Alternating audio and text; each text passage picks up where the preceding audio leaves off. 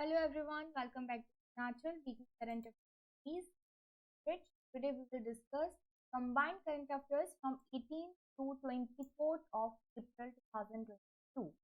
Here the question number 1 is, which is the first state to develop migration tracking system application? Migration tracking system application ये develop किया है Maharashtra state government ने, और इसके basis पे ये जो वल्नरेबल सीजनल माइग्रेंट वर्कर्स होते हैं, इनकी पोजीशन को, इनकी मूवमेंट को, इनके ट्रेंड को ट्रैक किया जा सकेगा. The state women and child development department launched it as a pilot project in November last year in 6 districts with high tribal population. It aims for tracing and porting of ICDS facilities to Anganwadi beneficiaries during their seasonal migration.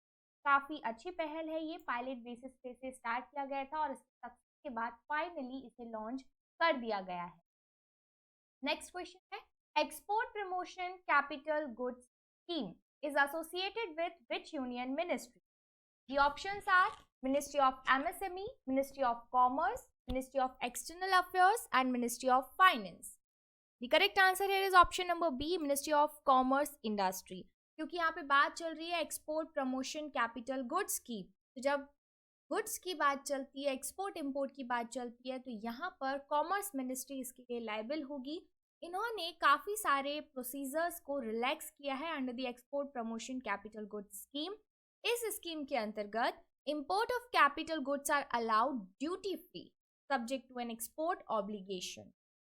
और ये relaxation announce किए गए हैं ताकि requirements और facilitate कर सकें ease of doing business के. ईज ऑफ डूइंग बिजनेस को ज़्यादा से ज़्यादा फैसिलिटेट कर सके और उसके जो कंप्लायंस रिक्वायरमेंट्स उन्हें रिड्यूस किया जा सके, ताकि आसानी से गुड्स का एक जगह से दूसरी जगह ट्रेड हो सके, जिससे दोनों ही देशों को काफ़ी फायदा होगा. बढ़ते हैं आगे. Poison bill which was seen in the news is associated with which field? Poison bill ये जहर खाने से रिलेटेड बिल्कुल भी नहीं है. ये रिलेटेड है एक्यूसेशन ऑफ कंपनी से. अगर किसी कंपनी को कोई खरीद लेता है, ओवरटेक करता है, तो इससे संबंधित ये बिल होगा, poison bill. In the field of finance related to merger and acquisition, limited duration shareholder rights plan is also known as a poison bill. अभी ये क्यों चर्चा में है? ये चर्चा में है क्योंकि एलन मस्क ने एक बिड में ट्विटर को टेक ओवर कर लिया है और इसके तहत पॉइजन बिल काफी चर्चा में रहा, which allows existing shareholders to purchase freshly issued shares in a company at a discount the trading price. This will in turn make buyout plan extremely expensive and complicated. The next question is, which state has announced to celebrate the birth anniversary of Siddhalinga Swami as Integration Day? The answer is option number C, Karnataka.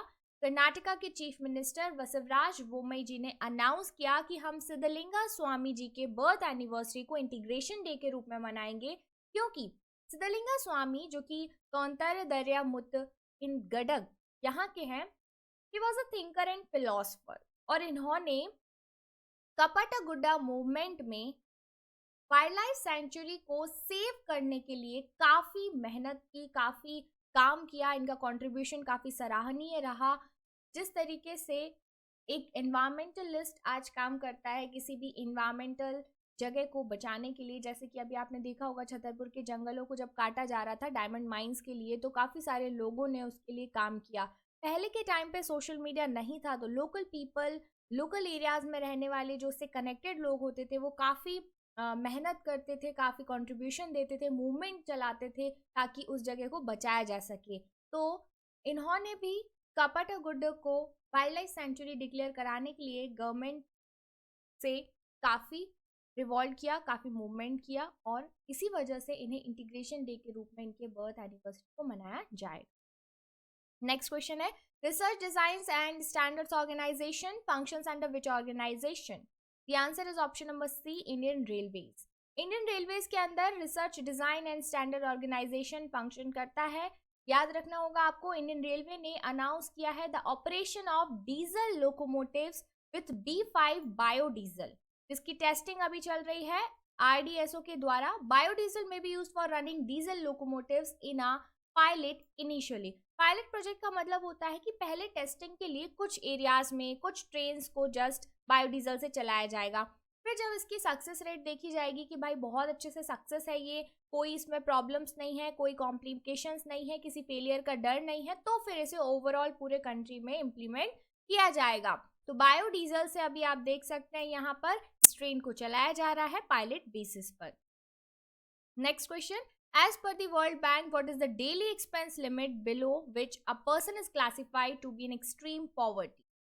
The answer is option number A, 1.90 US dollar per day का अगर खर्चा करने की कोई capacity रखता है तो वो एक्सट्रीम पॉवर्टी में नहीं है, लेकिन अगर 1.90 से नीचे कोई खर्चा कर पा रहा है, इतना उसके पास नहीं है पर डे, तो वो एक्सट्रीम पॉवर्टी में है, राइट। अगर इसमें रुपीस की बात करें तो around rupees 145 per day, that includes your food, accommodation, everything over which you are expending, right? The World Bank recently released a working paper titled Poverty in India has declined over the last decade, but not as much as previously thought. देखो, क्योंकि पहले जो ऐसा अनुमान लगाया गया था कि आने वाले समय में भारत से पॉवर्टी बहुत कम हो जाएगी भारत में, लेकिन फिर बीच में कोविड-19 आ गया, तो उस दौरान वापस से काफ़ी ऐसी चीज़ें हुई, लोगों का एम्प्लॉयमेंट चला गया, लोग परेशान हुए, लोगों को अपनी जगह छोड़ के वापस जाना पड़ा, तो इस तरीके से जो प्रॉब्लम्स आई तो पॉवर्टी में डिक्लाइन तो हुआ, लेकिन बहुत ज़्यादा डिक्लाइन नहीं हुआ है। हालांकि ये जो रिपोर्ट है ये 2011 से 2019 तक का ही एस्टिमेट निकाल कर बताया गया है। 2019 से अगर 22 का निकालेंगे तो काफ़ी ज़्यादा पॉवर्टी रेट हमें देखने को मिल सकती है पिछले 2-3 सालों में, because this is the overall global trend, right. कोविड-19 की वजह से काफ़ी ट्रेंड में चेंजेस आए हैं, लेकिन फिर भी अगर हम बात करें 2011 और 19 की, तो 2011 में 22.5% पॉवर्टी थी और 2019 में 10.2% पॉवर्टी देखी गई। Next question, which union ministry organizes block level health meals at more than 1 lakh Ayushman Bharat Health and Wellness Centers? The answer is option number B, Ministry of Health. Ministry of health ने block level health melas इसे launch किया है under Ayushman Bharat health and wellness centres. It is being organised in collaboration with all states, UTs and related ministries such as women and child development, information and broadcasting, Panchayati Raj, AYUSH and education, क्योंकि इन सभी चीज़ों की ज़रूरत होगी ब्लॉक लेवल हेल्थ मील्स के लिए। For example, अगर ये मील्स किसी स्कूल में प्रोवाइड की जा रही है तो मिनिस्ट्री ऑफ एजुकेशन इसमें सपोर्ट करेगा। अगर यहाँ पर कोई ऐसी चीज़ दी जा रही है जो कि न्यूट्रिशन के लिए ज़रूरी है तो मिनिस्ट्री ऑफ आयुष इसमें हेल्प करेगा। किसी गांव में अगर ऐसा किया जा रहा है तो पंचायती राज हेल्प करेगा, और इन सभी चीज़ों का इन्फॉर्मेशन और डेटा कलेक्ट करेगा information and broadcasting, right. So the melas are a part of Azadi ka Amrit Mahotsav to create awareness about Ayushman Bharat health and wellness centres and telemedicine and tele consultation. The next question is, which country is the host of International Water Week Convention 2022? The answer is option number B, Singapore. Director General, National Mission for Clean Ganga of India participated virtually in Singapore International Water Week Water Convention 2022 और इन्होंने presentation दिया status of waste water generation, treatment and management in India. Second part इसका जो रहा उसमें other developing और developed countries के जो पैनलिस्ट थे उन्होंने अपने एक्सपीरियंसेस, चैलेंजेस और बेस्ट प्रैक्टिसेस को अडॉप्ट करने के लिए चैलेंज दिया, आइडियाज दिए कि कैसे हम इन्हें इम्प्लीमेंट कर सकते हैं। Let's come towards the next question. East Timor which was seen in the news was recognised by the UN in which year? UN ने ईस्ट तिमोर आइलैंड को 2002 में रिकॉग्नाइज किया था, जिसे तिमोर लेस्ट के नाम से भी जाना जाता है। अभी फिलहाल अगर बात करें तो क्यों न्यूज में है ये? It is recently held it's presidential election was officially recognized after its recognition by the United Nation in the year 2002. East Timor की लोकेशन काफ़ी इंपॉर्टेंट है, आपसे एग्जाम में अगर क्वेश्चन आएगा तो यही पूछा जाएगा। ईस्ट तिमोर जो है वो यहाँ पर आप देख सकते हैं ये इंडोनेशिया है। साउथ ईस्ट एशिया की अगर लोकेशन आपके माइंड में मैप हो रही है तो ये इंडोनेशिया है। ये छोटे वाले मैप में आप यहाँ पर देखिए, ये है हमारा साउथ ईस्ट एशिया, इंडिया के जस्ट ईस्टर्न साइड जब आप देखेंगे तो साउथ ईस्ट एशिया में यहाँ जब आप आओगे तो यहाँ पे आपको दिखेगा इंडोनेशिया, और उसका जो ईस्टर्न पार्ट है वो दिखेगा आपको ईस्ट तिमोर या तिमोर लेस्ते, राइट। तो ये जो एरिया है इसे यूनाइटेड नेशन ने अब रिकॉग्नाइज किया है, और लोकेशन आप देखेंगे यहाँ पर तिमोर सी है, तिमोर सी भी आपसे पूछा जा सकता है। इसके अलावा यहाँ पर आपसे पूछा जा सकता है कि ओशन में है, तो आप देखेंगे यहाँ पे साउथ ईस्ट एशिया में है, यहाँ आपको इंडियन ओशन नजर आएगा और यहाँ पे आपको पैसिफिक ओशन नजर आएगा। While the western half of the island is a part of Indonesia. तो अब ये देखिए, ये तिमोर लेस्ट का ईस्टर्न पार्ट है, और ये आपको यहाँ पे जो नजर आ रहा है थोड़ा सा पार्ट येलो कलर से, ये इंडोनेशिया के ही अंदर आता है, इंडोनेशिया का ही पार्ट है, लेकिन ईस्ट तिमोर आइलैंड का पार्ट है ये western. This territory was colonized by Portuguese in 18th century, and when the Portuguese withdrew in 1975, Indonesia invaded and annexed East Timor as its 27th province till 2002, और 2002 के बाद वापस से इसे आज़ादी में पहचान मिली। बढ़ते हैं आगे। Al-Aqsa mosque sometimes seen in the news is located in which city? The answer is option number B। आप सभी जानते हैं अल-अक्सा मॉस्क काफ़ी फेमस है क्योंकि यहाँ पर हमेशा पॉलिटिकल इंस्टेबिलिटी बनी रहती है, सिविल वॉर चलता रहता है। तो ये जेरूसलम में है। जेरूसलम में अभी रिसेंट वायलेंस देखा गया ज्यूइश फेस्टिवल के साथ साथ, अभी फिलहाल आप देखेंगे मुस्लिम्स के रमज़ान भी चल रहे हैं, तो ज्यूइश कम्युनिटी यहाँ पर है, मुस्लिम कम्युनिटी भी यहाँ पर है, और सेम जगह पर दोनों अपना अपना अधिकार मानते हैं। यहाँ पर आप इमेज में देखिए, ये टेम्पल माउंट बना हुआ है और नीचे है मस्जिद। यहाँ पर ये है अल-अक्सा मॉस्क और यहाँ पर है हरम अल शरीफ, और ऊपर से टेम्पल माउंट बना हुआ है। तो अब दोनों में ये लड़ाई रहती है हमेशा कि ये जो जगह है ये ज्यूस के लिए, जुदाइज्म का पार्ट है, ये उनके धर्म का पार्ट है, काफ़ी फेमस जगह है, काफ़ी इम्पोर्टेंस रखती है, और दूसरी तरफ मुस्लिम के लिए दुनिया भर में तीसरी सबसे सेक्रेड प्लेस है मक्का एंड मदीना के बाद। तो अब दोनों कम्युनिटी के बीच में हमेशा ये झगड़ा रहता है कि डोमिनेंस किसका होगा या अधिकार किसका होगा। जब दोनों का फेस्टिवल सेम डे पर हुआ तो यहाँ पे वायलेंस देखा गया, जिसकी वजह से लगभग 17 पैलेस्टीनियंस को घाव हुए। ये जो इंसिडेंट हुआ ये इस अल-अक्सा मॉस्क के पास में हुआ, राइट। तो कई बार यहाँ पे क्लैशेस होते रहते हैं और पुलिस भी कुछ नहीं कर पाती है ज़्यादा, क्योंकि जब इतने सारे सिविल पीपल इकट्ठे आकर धार्मिक प्लेस पर लड़ेंगे तो धर्म वाली जगह पर ज़्यादा इंटरफेरेंस एडमिनिस्ट्रेशन का नहीं हो पाता है। नेक्स्ट क्वेश्चन की ओर बढ़ते हैं। हाँ, यहाँ पर कन्फ्लिक्ट भी हम थोड़ा सा समझ लेते हैं। जो मैंने अभी आपको बताया कि जो ओल्ड सिटी ऑफ जेरूसलम है ये क्रिश्चियन, ज्यूज और मुस्लिम्स तीनों धर्मों के लिए काफ़ी इंपॉर्टेंस रखती है। तीनों धर्मों की इंपॉर्टेंस की वजह से तीनों के बीच में कई बार लड़ाई होती है, क्योंकि छोटा सा एरिया है और इसमें तीनों की सेंटिमेंट्स जुड़े हुए हैं। तो United Nation Educational, Scientific and Cultural Organization that is UNESCO ने क्लासीफाई किया old city of Jerusalem and its walls as a world heritage site.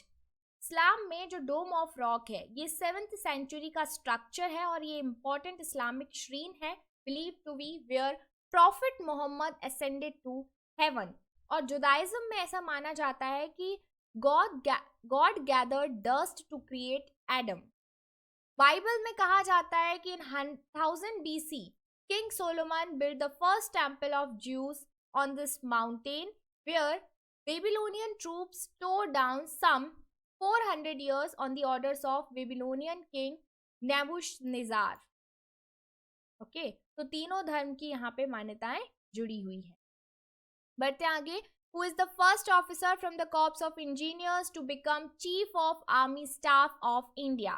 The answer is none other than option number C, lieutenant general Manoj Pande ji. इन्हें नया chief of army staff appoint किया गया है, जिन्होंने succeed किया है जनरल MM नरवणे जी को। The Vice Chief of Army Staff, Lieutenant General Pandey, is the first officer from the Corps of Engineer to become the COAS, that is Chief of Army Staff. Next question है, Magar, which was seen in the news, is the name of which species? मगर आप सभी ने नाम सुना होगा, बहुत ही common name है। मगर हम क्रोकोडाइल के लिए वर्ड यूज करते हैं, बट ये क्रोकोडाइल की एक स्पीसीज है, एक प्रजाति है, क्योंकि क्रोकोडाइल कई तरह के होते हैं। एलिगेटर्स भी होते हैं, फ्रेश वाटर क्रोकोडाइल होते हैं, मरीन वाटर क्रोकोडाइल होते हैं। तो मगर क्रोकोडाइल जो होते हैं मार्श क्रोकोडाइल भी कहा जाता है। साइंटिफिक नेम है क्रोकोडिलस पैलेस्ट्रिस। ये फ्रेश वाटर क्रोकोडाइल है और ओवरऑल पूरे south Asia and south eastern Iran में ये पाए जाते हैं। मिडिल गंगा बेसिन में, चंबल बेसिन में, चंबल काफी फेमस है, यहाँ पर बहुत ज्यादा मगर पाए जाते हैं। Recently, over 350 mugger crocodiles in Rajasthan's Jawai Dam are struggling to survive due to extreme and early heat in the months of March and April. Indian Railways ने वाटर डिलीवर करने की कोशिश की है वेस्टर्न राजस्थान में, क्योंकि काफ़ी सारी वाटर बॉडीज़ यहाँ पर सूख गई हैं और सूखे की वजह से जो मगर क्रोकोडाइल है वो जिंदा रहने के लिए बहुत ही परेशान है, वो स्ट्रगल कर रहे हैं क्योंकि उन्हें पानी नहीं मिल पा रहा है। जवाई रिवर, यहाँ पर जवाई डैम की बात चल रही है, तो जवाई रिवर की बात करें तो it is a tributary of Luni river. Next question is, where is the WHO global centre for traditional medicine located in India? GCTM, global centre for traditional medicine, WHO की सहायता से इसे जामनगर में स्टैब्लिश किया गया है। जामनगर जो है वो गुजरात में है। Event was attended by prime minister of Mauritius Pravind Jugnauth, Dr. Tedros Ghebreyesus, who is Director General of WHO. Right, ये सेंटर स्टैब्लिश किया गया है ताकि ट्रेडिशनल नॉलेज सिस्टम का एक डेटाबेस क्रिएट किया जा सके टेक्नोलॉजी को यूज करके, to create international standards for testing and certification of traditional medicines, to evolve as a platform where global expert of traditional medicines share experiences to mobilize funding for research in the field of traditional medicine, because we all know that कि traditional medicine का जो knowledge है वो इतना hi tech है कि आज के कंडीशन में भी अगर हम देखें तो बहुत सारी ऐसी बीमारियां हैं जिनका इलाज नहीं है मॉडर्न टेक्नोलॉजी में, मॉडर्न मेडिसिन सिस्टम में, बट ट्रेडिशनल मेडिसिन सिस्टम में काफी चीजों का इलाज छुपा हुआ है। नेक्स्ट क्वेश्चन है, National Apprenticeship Mela has been organized under which mission? The answer is option number B, Skill India Mission के तहत नेशनल अप्रेंटिसशिप मेला को ऑर्गेनाइज किया गया है in association with director general of training. एक दिन का ये होता है ओवर 700 लोकेशंस पर। इसका इस इनिशिएटिव का मेन एम है to support hiring of more than 1 lakh apprentices. It will assist employers in hiring the right talent and develop it further with training and providing practical skill tests. Next question, which state launched its Space Tech Framework and hosted the launch event on Metaverse? The answer is option number B, Telangana. Telangana ने अपना space tech framework launch किया है to promote domestic production of launch vehicles, satellite system and subsystem, ground equipment manufacturing and other facilities, ताकि यहाँ पे एक individual environment create किया जा सके। It was also the first ever official government event to be hosted on metaverse. Next question is, which Indian Armed Force organizes the National Level Pollution Response Exercise NATPOL REX? The answer is option number D, Indian Coast Guard ने ये exercise launch की है, national level pollution response exercise, जिसका short form है नेटपोल racks. याद रखिएगा, Indian coast guard ने Mormugao harbour Goa में इसे ऑर्गेनाइज किया। Union defence secretary Ajay Kumar inaugurate करने के लिए आए थे the 2-day marine spill preparedness exercise, ताकि मरीन पॉल्यूशन को कैसे रोका जाए ये हमें पता करना है। The last question is, which union ministry hosted the national metallurgist award 21? The answer is ministry of steel.